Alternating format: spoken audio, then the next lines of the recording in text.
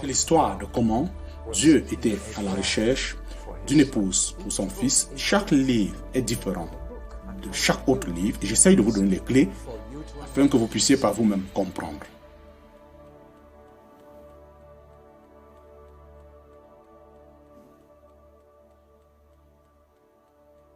Exode partie 1. Explication Exode partie 1. Si vous vous réjouissez de lire un livre sur l'animal qui s'échappe, c'est Exode. C'est l'histoire où des personnes quittent un pays, 2 millions d'esclaves qui quittent d'un pays très fortifié dans le monde entier. C'est un grand miracle. En fait, c'était des séries de miracles. Ici, nous avons ici quelque chose de merveilleux. Moïse, actuellement, a expérimenté beaucoup de miracles, plus que Joseph et Abraham, et c'est quelque chose, une intervention puissante de Dieu.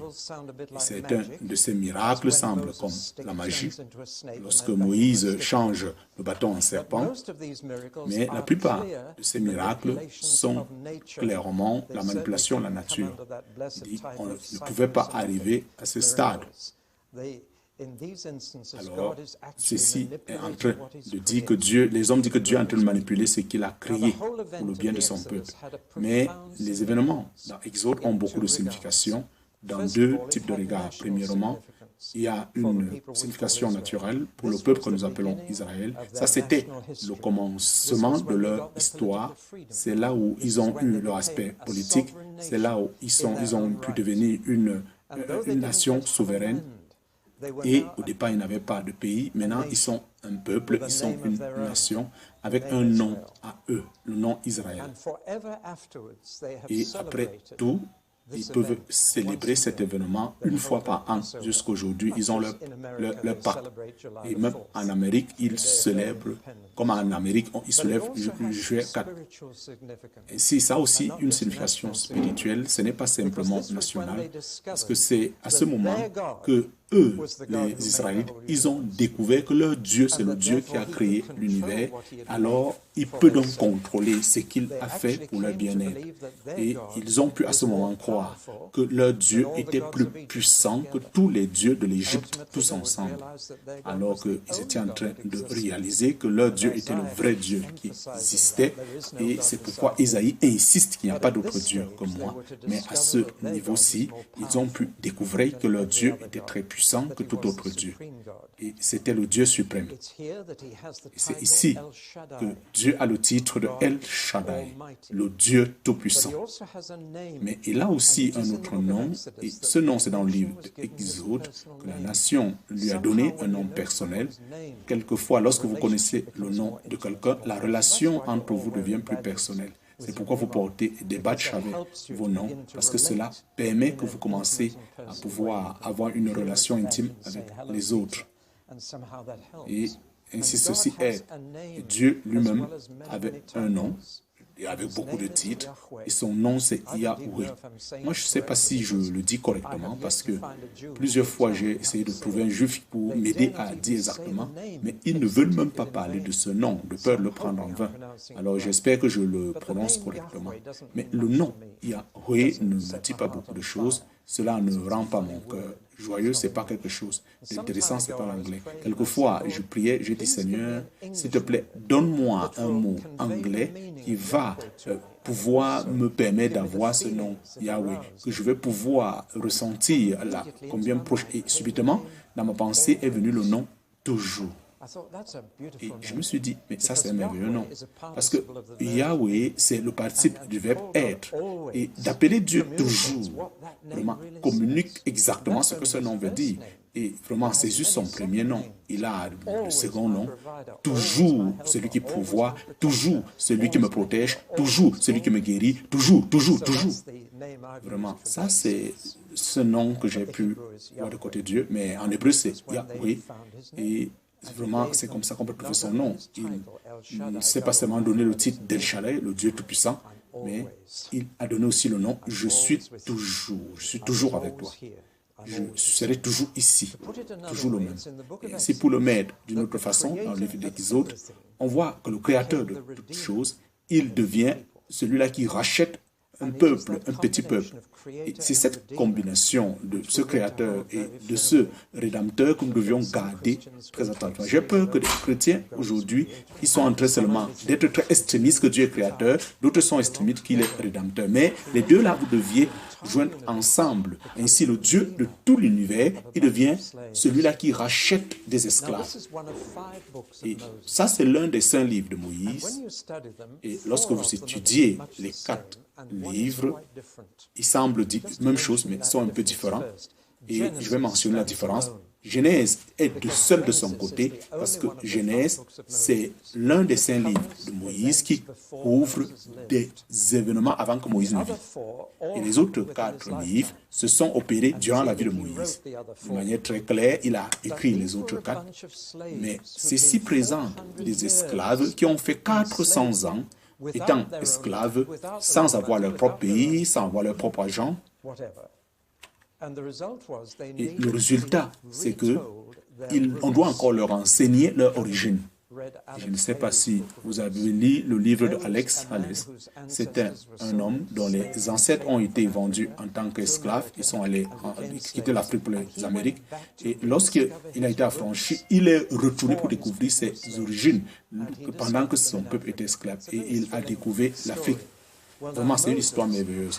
Alors que Moïse doit écrire l'histoire de ce peuple qui s'était esclave, afin qu'ils puissent connaître leur fondation, d'où ils sortent.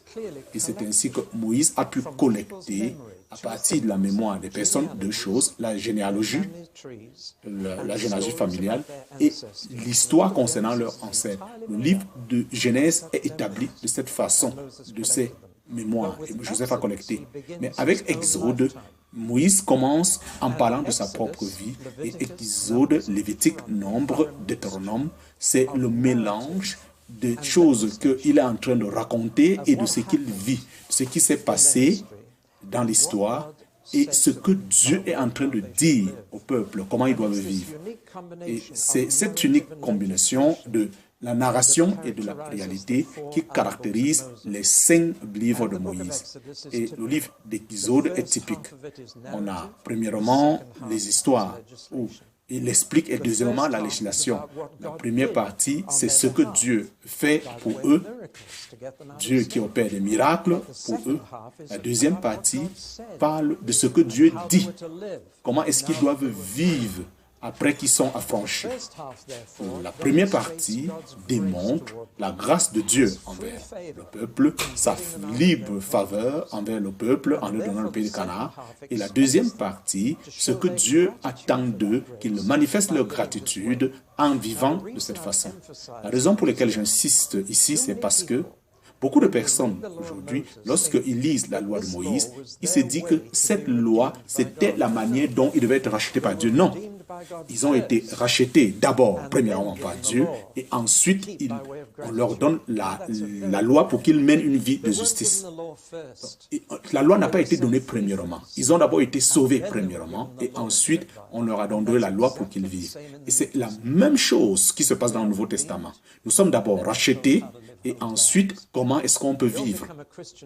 On ne devient pas chrétien en vivant correctement d'abord, on devient chrétien d'abord en étant racheté. Et une fois racheté, on peut vivre. Donc, on voit la libération. Donc, la libération vient d'abord avant la législation. Ils sont libérés et maintenant Dieu leur dit, ne vivez pas comme ça, vivez de cette manière. Donc là, nous voyons qu'ils sont libérés de l'Égypte. Et là, au mont Sinaï, ils entrent dans une alliance avec Dieu. Et Dieu leur enseigne. Dieu dit, je vais, et le peuple répond, oui, nous aussi. Et ainsi, c'est un mariage, une alliance qui est établie. Et ce qui suit, c'est qu'il y a le sacrifice, le mariage commence. Et dans ce territoire que Dieu a choisi, ils sont libérés de l'esclavage, mais non pas pour qu'ils font comme ils veulent. Ils partent dans le désert pour servir Dieu. Ils sont libérés de l'esclavage pour pouvoir servir. Vraiment, ceci est très important. C'est la même chose dans le Nouveau Testament. Nous ne sommes pas libérés pour faire les choses selon nous, mais nous sommes libérés pour servir Jésus-Christ, pour accomplit sa volonté. Donc la rédemption vient avant la justice. C'est pourquoi je voudrais vraiment que cela soit clair dans vos cœurs. Dieu les rachète d'abord et après il dit vivez exactement comme je veux. Donc, nous avons les deux aspects présentés ici par les autres et j'ai divisé le reste dans 10 portions et je vais donner des titres afin que je puisse aussi mémoriser très simplement. Il y a 6 sections dans le chapitre 1 à 13 et 4 sections dans le chapitre 19 à 40. Donc, les 6 sections, j'appelle la multiplication et le meurtre. Ceci couvre beaucoup d'esclaves hébreux pendant 400 ans, leur souffrance, comment ils ont été tués, et on a besoin de plusieurs générations pour pouvoir vivre cette réalité. Donc ce n'était pas tout ça qui était important, mais ils sont devenus un nombre très grand, et ainsi le pharaon faisait tuer les garçons.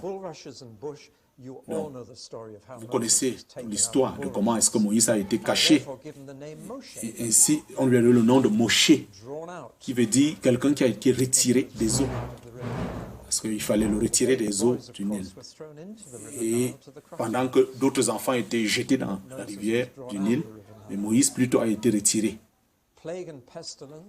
Ainsi, nous avons de l'attitude de Pharaon, comment il endurcit la fête, ce que nous appelons la Pâque, délivrée et de la mer Си, c'est le passage de la mer Си, où la mer et les Égyptiens étaient, et ainsi prenait soin, on protégeait d'eux pendant leur trajet, l'Égypte, Sinaï. Certaines choses qui se sont passées, comment Dieu les a protégés et a pourvus. Dans le désert, où l'Égyptien, après 3 jours, lorsqu'il y avait cette guerre de Yom Kippur, il y a eu 2 millions de personnes qui ont pu survécu avant cela. Pendant 40 ans, Dieu devrait accomplir beaucoup de miracles. Dans la deuxième partie, nous avons premièrement les commandements, les 10 commandements qui ont été donnés. Et ceci était scellé dans une alliance entre un mariage entre Dieu et son peuple. Et Dieu dit, je vais, et le peuple dit, nous allons aussi. Et ceci les a unis ensemble pour toujours. Dieu ne pouvait plus revenir. Au niveau du chapitre 25 à 31, nous avons le fait que Dieu va maintenant vivre parmi eux et il a donc besoin d'un emplacement, il a besoin d'une tente. Une tente très différente de la leur pour qu'il puisse faire la différence entre eux et lui. On a donc le tabernacle, Dieu pourvoit des personnes spécialistes, des gens qui n'ont jamais rien fait mais seuls les briques. Jusqu'ici, ils doivent pouvoir travailler avec l'or, avec l'argent et le bois et Dieu doit les enseigner. Comment faire? Et le Saint-Esprit a donné cette sagesse à des personnes qui n'avaient jamais rien fait. Mais ça, c'est un grand miracle. Et là, nous voyons l'histoire triste d'Exode qui suit, l'histoire de ce bœuf qu'ils ont pu faire, cette idole. Et Moïse devrait vraiment prier et intercéder à défaut. Il devrait être détruit. Et finalement, le livre d'Exode finit avec la construction du tabernacle et cet endroit où Dieu pouvait demeurer et la gloire de Dieu arrive. Dans le livre de Hébreux, ce livre est appelé « Voici les noms ». Parce qu'il est écrit chaque année dans la synagogue, tous les saints livres, ils le lisent, et c'est comme des rouleaux, c'est lu en rouleau, et les premiers mots de ce rouleau, c'est « voici les noms ». Voilà comment ils ont donc nommé les saints livres, pas les premiers mots. Donc, ils pouvaient juste l'ouvrir à la synagogue et avoir. Mais lorsque l'Ancien Testament a été traduit en grec, ils ont donné des noms différents. Ils ont utilisé 2 mots grecs, ex, qui veut dire sortir de, et odos, qui veut dire la voie. Je ne sais pas si odos veut dire cette voie, ça se connecte avec ceci, mais ex, c'est ex-odos, veut dire sortir de. Et vous allez voir dans le terme grec, vous allez voir, voilà ce mot exit, dont le mot et le mot grec veut dire exodos, c'est-à-dire la voie pour sortir. Alors, ce livre a été appelé La voie pour sortir. Et ça a été un peu corrompu en anglais, on a dit exodos, alors que c'est exodos. J'espère que vous êtes convaincus que c'est la voie de sortie. Donc, voyons la première partie d'Exode, c'est-à-dire du chapitre 1 à 18. Il y a beaucoup de problèmes sur cette première partie. Et il est dit, et c'est des histoires qui semblent comme elles ne sont pas naturelles. Des choses comme ça ne s'opèrent pas tous les mardis. Et quand vous êtes en train de lire l'une après l'autre, vous êtes étonné. Mais est-ce que vraiment ça s'est passé? Et il y a plein de personnes qui disent c'est pas vrai. Et nous sommes juste en train de lire des mythes. C'était une série, il y a une série de télévision qui a opté pour celle-ci, que vraiment c'était juste de la légende et l'histoire d'Israël. Et jusqu'aux États-Unis. Pourquoi ces problèmes? La première raison, c'est que il n'y a aucun écrit séculier qui révèle ces événements. En dehors de la Bible, il n'y a aucune trace de la réalité de ceci. Dans les histoires de l'Égypte, il n'y a aucune trace. Mais ça, c'est très étonnant. Alors qu'eux, ils gardaient les histoires qui se passaient. Et les gens disaient, bon, ça, c'est juste une légende. Mais moi, je pense qu'il y a une très bonne raison pour laquelle ils n'ont pas voulu écrire. Vous aussi, n'est-ce pas? Oui, vous avez compris. Et je suis sûr qu'ils ne voulaient pas écrire sur une postérité, une telle humiliation de leur part, écrivant comment tout leur chariot a été détruit. Et vraiment, comment toute l'armée a été... Ils n'ont pas voulu écrire l'humiliation. Donc, moi, je ne suis pas troublé. C'est normal qu'ils n'ont pas fait aucun record. Mais le nombre impliqué crée aussi le problème. Vraiment, 2 millions, voire 600 personnes. Vraiment, un nombre très grand. Vraiment, s'il devrait être nourri, ça veut dire que c'était une colonie de personnes. Et cela doit prendre des mois pour pouvoir gérer des personnes comme ça. Beaucoup de personnes. Et pour dire, que dire de leurs animaux? Et vraiment, certains Égyptiens sont aussi venus avec eux. Vraiment, c'est quelque chose d'étonnant. Donc, c'est un très grand nombre pour conduire dans le désert pendant 40 ans où il n'y a aucun repas, rien du tout. Donc, le nombre aussi crée des problèmes. Et il y a le problème de la date, parce que nous n'avons aucun récit. Nous ne savons pas quand ce pharaon a pu œuvrer et nous ne savons pas pendant quel siècle ça s'est passé. Il y a 2 possibilités qu'on peut voir. L'un, c'est que c'est parmi le 15e siècle, pour d'autres, c'est le 18e siècle avant Jésus-Christ. Et c'est pendant ce temps, il y avait ce pharaon, il y avait de ce 15e siècle, et moi je pense que les évidences vont au ce siècle avant Jésus-Christ. J'ai une image pour vous parler de ce pharaon-là, pour vous présenter le caractère étonnant de ce pharaon. Vous voyez, il a 4 statues de lui-même et on l'appelle Ramsès le second. Vous pouvez voir combien les différents caractères de ces monuments. Et voilà ce que les Israélites faisaient face. Nous traitons Pharaon comme quelque chose de très petit. Il était très, très puissant. C'était un empereur. Et il avait une armée très, très puissante dans ce monde ancien. C'est un homme qui pouvait hériter ces 4 statues. Ça veut dire qu'il n'était pas n'importe qui. Mais du côté de Dieu, c'était juste. Il n'avait rien pour Dieu de le gérer. J'espère que vous êtes en train de voir un peu la ressemblance. Quel était ce pharaon qui était à ce moment-là? Alors, on a la division sur le trajet de l'Exode. Il y a 3 possibilités que nous allons pouvoir voir. Jusqu'ici, nous ne connaissons pas exactement quel est le chemin qu'ils ont emprunté, mais il y a 3 alternatives, soit le nord, le milieu ou le sud. Nous devions observer ça aussi. Alors, vous voyez, toutes ces questions ont amené les étudiants à douter s'ils sont en train de lire des faits ou des fictions, ou peut-être juste un mélange de faits et de fictions, puisque notre culture est en train d'établir des faits comme ça. Mais cela n'empêche pas. Et pour moi, ma foi me présente, me donne une explication qu'on ne peut pas comprendre du livre d'Exode. Et ce fait, c'est que premièrement, l'existence d'une nation appelée Israël. Personne ne peut disputer. Il y a une nation qui est là aujourd'hui appelée Israël. Ils sont donc venus d'où? Comment est-ce que cette nation a commencé? Comment est-ce qu'ils ont pu devenir nation? Si c'était juste des esclaves. Mais nous le savons déjà de l'histoire qu'il y a eu des esclaves. Quelque chose doit pouvoir expliquer l'existence de la nation d'Israël. Et un autre fait, c'est le fait que chaque année, chaque famille juive célèbre la Pâque. Ça aussi, c'est un fait. Chaque famille juive célèbre la Pâque. Pourquoi est-ce qu'il célèbre la Pâque? Alors, il doit certainement avoir une explication pour une telle attitude, un tel rituel qui a survécu pendant des milliers d'années. Alors que le livre d'Exode explique exactement la raison de ça.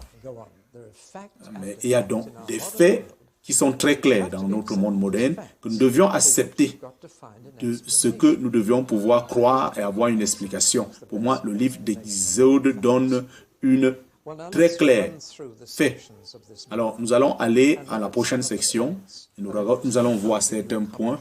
Je ne peux pas vous donner un commentaire sur tout le livre. Je suis en train de toucher chaque section, quelque chose qui peut peut-être avoir troublé votre pensée et poser cette question. J'essaye de vous donner des réponses par rapport à ça. Prenons la multiplication et les meurtres. La question qu'on me pose toujours, pourquoi est-ce qu'ils sont restés si longtemps en Égypte? 430 ans. Pourquoi ils sont restés tellement longtemps en Égypte? 400 ans. Ils sont allés à cause de la famine, parce qu'il y avait un problème. Ils sont descendus en Égypte volontairement. Ils ont été acceptés comme des invités par le gouvernement. On leur a donné un pays très merveilleux au niveau du Nil, appelé Goshen, et ils sont restés là pendant les 7 ans de famine. Mais à la fin de 7 ans, pourquoi est-ce qu'ils ne sont pas rentrés dans leur propre pays? Pourquoi est-ce qu'ils sont restés? Et en fait, ils sont restés tellement longtemps qu'ils n'avaient même plus le cœur de rentrer. Et c'est là où on voit une certaine réalité. Pourquoi est-ce qu'ils sont restés si longtemps? La réponse humaine. Et ceci, il y a la réponse humaine et la réponse divine. Je vais vous donner les deux. Parce que quelquefois, il y a toujours deux réponses. La réponse humaine, c'est qu'ils étaient très confortables. C'était très, très intéressant de vivre dans le Nil que de rentrer en Israël. C'était plus facile. Et c'était un pays fertile, le climat était très intéressant, il n'y avait pas d'hiver, il y avait l'eau qui coulait à tout moment, mais ils étaient tous très à l'aise. Et de la même manière, comme Lot aussi a été très confortable lorsqu'il a choisi la vallée de Sodome et Gomorrhe, parce que c'était aussi, c'est la même chose. Et ceci semble plus confortable. Et les gens aiment vivre dans cet aspect où c'est confortable, et c'est comme ça qu'ils aiment vivre. Bien que Dieu ne leur avait donné aucun territoire en Égypte, il dit, je vous donne plutôt les montagnes de Canaan. C'est là où vous deviez rester. Mais ils sont restés. Donc on ne peut pas les blâmer parce que nous aussi, on se comporte de cette même façon. Et ils ne voulaient pas quitter jusqu'à ce que c'est devenu même très tard. Aujourd'hui, plusieurs chrétiens aussi, lorsqu'ils trouvent quelque chose de nouveau, c'est d'abord leur maison, avant de soucier comment ils vont servir Dieu. C'est d'abord la maison qui leur intéresse. Eux aussi, ils ont agi de cette façon. Ils sont restés en Égypte trop longtemps, jusqu'à ce que c'était plus tard pour qu'ils puissent quitter. Et maintenant, ils étaient à une position d'être forcés. Ça, c'est l'aspect humain. Et alors, c'est jusqu'à ce niveau qu'ils ont crié à Dieu que Dieu, c'est comment? Pourquoi tu nous laisses être esclaves? N'est-ce pas merveilleux? Jusqu'à ce que nous nous retrouvons dans les problèmes, que nous commençons à blâmer Dieu de ne pas. Tant qu'il n'était pas en esclavage, il ne trouvait pas un problème. Mais Dieu n'a rien fait durant les 400 ans. Et nous devions aussi nous poser la question pourquoi. Est-ce que s'ils étaient rentrés plus tôt, ils auraient simplement été un petit groupe de personnes et il y avait quand même la maison pour ce peu de personnes en Canaan. Maintenant, ils sont restés tellement longtemps qu'ils sont devenus un très grand peuple et il n'y a plus de place pour eux à Canaan parce qu'il y a déjà d'autres personnes qui vivent dans ce territoire. Alors, Dieu devrait garder et se rassurer de faire sortir ces personnes, mais pas jusqu'à ce qu'ils deviennent extrêmement méchants avant que Dieu ne les fasse quitter. Et Dieu explique cela dans le livre de Genèse. Il explique à Abraham que tes descendants, ils vont aller rester pendant longtemps jusqu'à ce que la méchanceté des Canaans soit complète. Et ainsi, avant que Dieu ne puisse finir avec cette situation, il devrait attendre jusqu'à ce que ceux qui étaient à Canaan deviennent très méchants et que Dieu manifeste sa justice pour pouvoir les gérer et permet ainsi aux Hébreux de pouvoir revenir. Alors Dieu a attendu jusqu'à ce qu'il pouvait faire ainsi. Et c'est la raison pour laquelle Dieu a donné pour ces 4 ans cet espace vide. Vraiment, c'est un grand temps pour que Dieu puisse laisser. C'est-à-dire que de génération en génération, il demande à Dieu, mais un jour, Dieu avec un même plan. Quelle patience qu'on peut avoir pour prier pour 4 siècles. Mais Dieu a écouté. Et le bon moment, Dieu a agi. Donc, ils ont pu traverser au travers de 3 oppressions. Premier, c'était tuer leurs enfants. Deuxièmement, faire les briques sans avoir la paille. Si vous deviez faire une brique avec la paille et l'autre sans paille, vraiment, celui qui vous deviez faire sans paille, c'est 10 fois plus difficile. Plus vous y mettez, elle devient fragile. Mais les briques qui sont faites sans paille, c'est très très pénible. Et ainsi, les Égyptiens s'étaient déjà rendus heureux. Eux, ils n'avaient plus d'énergie pour le faire parce qu'il y avait des gens qui le faisaient. Et ainsi, ils étaient devenus tellement fatigués pour accomplir ce travail et le nombre réduisait. Et plus la condition était difficile pour les Hébreux, chose curieuse, ils avaient beaucoup plus d'enfants. Alors, il devient introduire le 3e décret que tous les bébés naissés devraient être jetés dans le Nil, vers les crocodiles. Ainsi, le Nil était une source de vie pour les Égyptiens. En dehors du Nil, il n'y avait pas d'autre vie, mais c'était aussi une source de la mort pour les Hébreux. Et voilà la première section. Et ainsi, parlant de ce truc mais il y a un fait ici, Moïse comme Joseph, ils ont été élevés dans la cour de Pharaon. Et on leur a donc donné la meilleure éducation. Si vous allez à cet endroit à Londres, regardez un peu ces colonnes de Cléopâtre. Il y en avait 2. L'un est à Rome, l'autre est en Angleterre. Et ces 2 ont été établis comme les portes d'entrée pour l'université en Égypte. Et lorsque vous le voyez, vous vous rendez compte que Moïse voyait ça tous les jours en tant qu'étudiant, pendant qu'il passait par là. Et il a eu une université, un étudiant, et c'est ce qui a permis qu'il soit très sage pour pouvoir écrire. Et c'est pourquoi il a pu écrire les premiers 5 livres de la Bible. Et il est dit qu'il s'est rassuré d'écrire correctement et il a collecté les mémoires des personnes, il a rassemblé ces 5 livres. Son éducation en tant qu'un prince d'Égypte n'a pas été inutile, mais ceci est arrivé à une fin lorsqu'il a perdu son tempérament avec cet esclave égyptien qu'il a tué. Il devrait donc fuir pour sa vie. Ce qui est intéressant ici, c'est qu'il a passé près de 40 années dans le désert, ou plus tard, il devrait vivre 40 années avec le peuple. Ainsi, Dieu l'a préparé pour cette tâche. Je ne sais pas si vous pouvez le faire, mais je peux un peu me rappeler au départ de ma vie chrétienne, voyant comment Dieu m'a préparé pour la tâche de présentement. Je me rappelle lorsque j'étais en train de me rendre à un endroit où il y avait l'échange.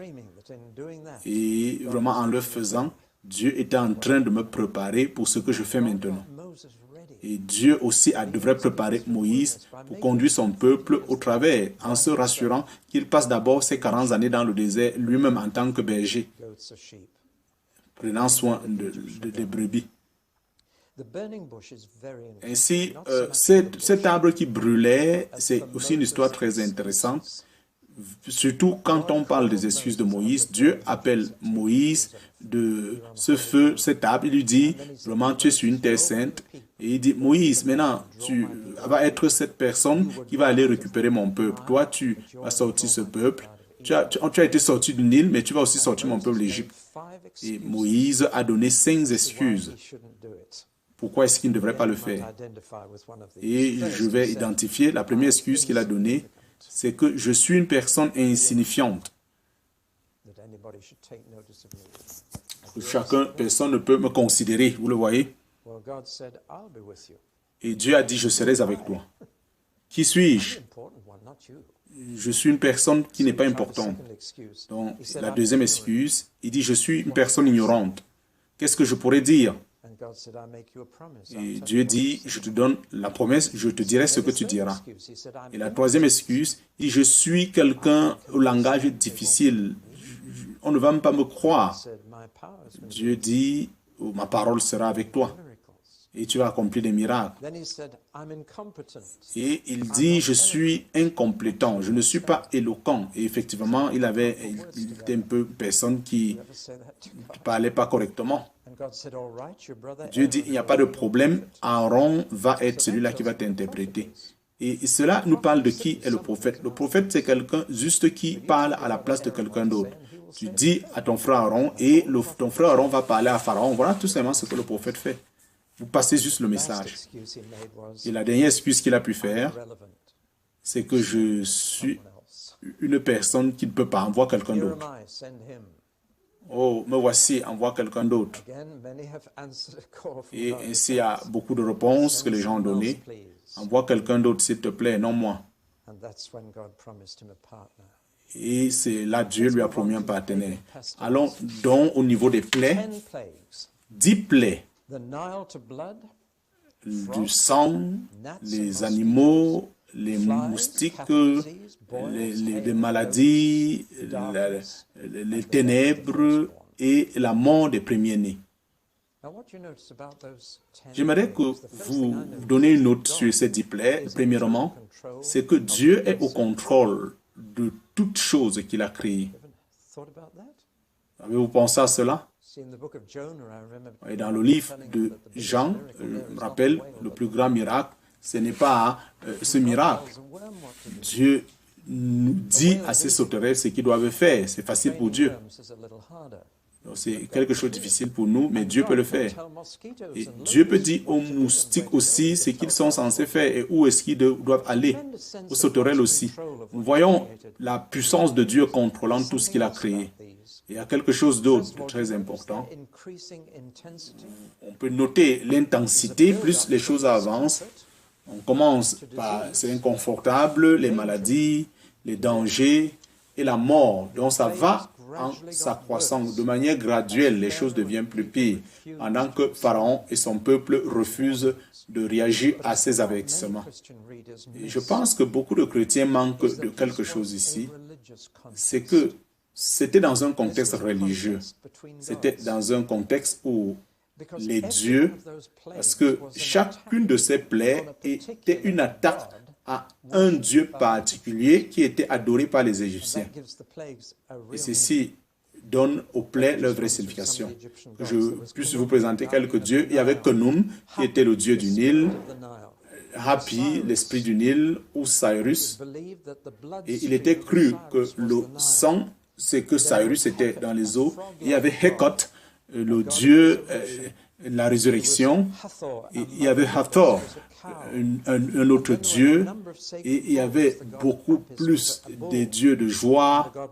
Et il y avait Dieu Mevis, qui était le dieu de la joie.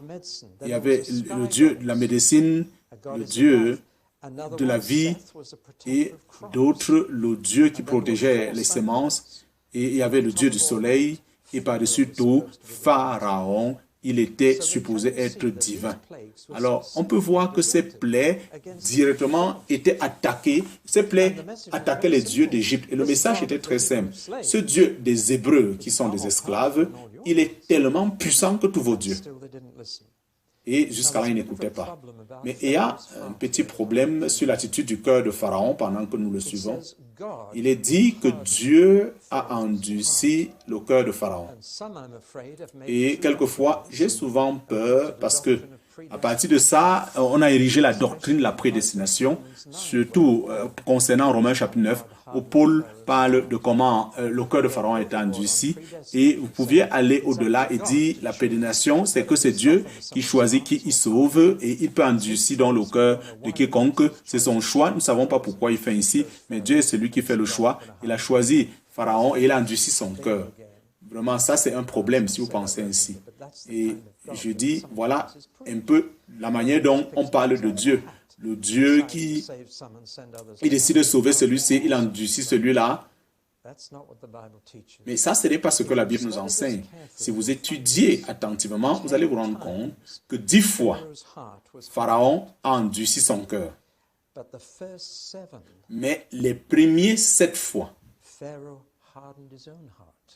c'est Pharaon lui-même qui a décidé d'endurcir son cœur. Et après les premiers 7 fois, Dieu dit, c'est bon. Alors, si c'est ce chemin que tu choisis, je vais donc t'aider à aller jusqu'au bout. Et les 3 dernières fois, Dieu a endurci le cœur de Pharaon. Donc, vous voyez toute la différence dans cette histoire, n'est-ce pas? Dieu n'a endurci le cœur de Pharaon que lorsque Pharaon, de manière délibérée et de manière répétitive, a endurci son propre cœur. Et c'est ce que Dieu fait aussi avec tous les hommes lorsque la punition. Si tu empruntes ce chemin, alors je vais t'aider à emprunter ce chemin. Si c'est ce que tu veux, alors je vais donc te permettre d'y emprunter. Le dernier livre de la Bible dit que ceux qui veulent venir vivre propre puissent le faire. Donc c'est ce que vous choisissez. Dieu vous aide dans le choix que vous avez fait. Il n'y a pas un choix arbitraire ici. Pharaon a endurci son cœur d'abord. Alors, Dieu a continué. Donc, vraiment, je voudrais juste établir cette partie afin qu'on ne puisse pas mal comprendre, comme les prédicateurs le mal comprennent en parlant de la prédestination. Dieu répond à nos choix.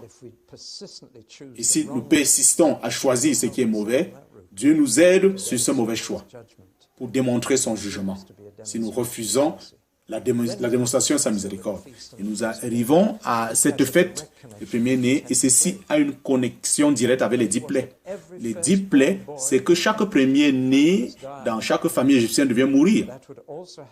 Et ceci devrait aussi se passer avec les Juifs, à moins qu'ils puissent faire quelque chose pour gérer ça. Ce qu'ils devraient faire, c'est qu'ils devraient peindre l'entrée de leur porte avec du sang. Le sang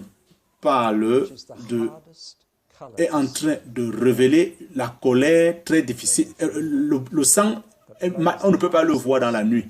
C'est quelque chose de difficile à voir dans la nuit, quelquefois. Mais l'ange va pouvoir le voir. Et l'ange de la mort, il arrive en Égypte. Lorsqu'il voit ce sang sur la porte, sur les linteaux de la porte, il traverse cette maison. La première chose que je voudrais dire, c'est que avant qu'ils ne mettent ce sang sur la porte, cela veut dire que c'est une vie innocente qui doit être tuée pour qu'on puisse avoir le sang. Et ceci devrait être appliqué. S'ils ne le mettent pas sur les linteaux de les portes, ça ne marchait pas. Donc, ils devraient obtenir le sang et l'appliquer. Et il l'obtenait de ce que nous appelons un agneau. Aujourd'hui, on l'a rendu comme un petit animal. C'est un agneau mûr. C'est avec des cornes. C'est un animal solide. Et quand nous appelons Jésus l'agneau de Dieu, ça produit une réaction fausse. Il est l'agneau de Dieu. Vraiment, le lion de Juda. Et il devrait prendre un agneau bien mûr. Et c'est un agneau qui équivaut à une personne adulte. Il devrait le tuer pour avoir le sang et le mettre sur les linteaux des portes. Et il devrait mettre ce sang sur les linteaux. Il prenait le corps à l'intérieur et il mangeait le corps pendant que le sang était à l'extérieur. Et il le mange étant debout, étant prêt, les chaussures aux pieds et prêt à partir. Parce que pour les prochaines années, ça ne devrait pas.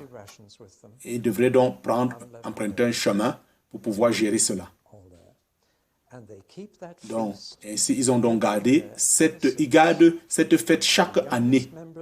Et le plus petit de la maison devraient tout poser la question, mais ça signifie quoi? Et les plus âgés, la famille, ils vont commencer à expliquer que voici ce que Dieu a fait dans la nuit, lorsque tout premier-né de l'Égypte est mort. Et c'est ça qui nous a sauvés, à cause du sang de l'agneau.